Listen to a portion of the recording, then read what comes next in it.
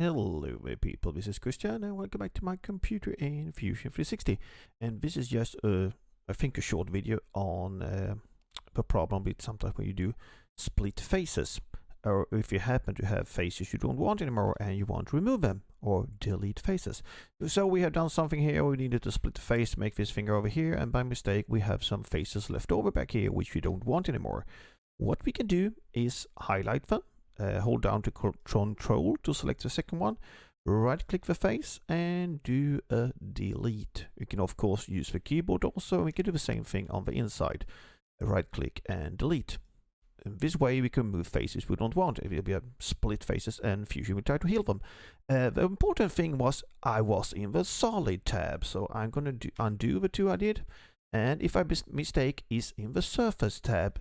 This command does a different thing. If I select these two faces, right click and select delete, it will delete it like a surface and change our body from a solid body into a surface body and open up. This can be very useful if you want to do things, if you somehow created something like a solid and want to remove things, and yeah, you can use it in workflow, it's quite useful.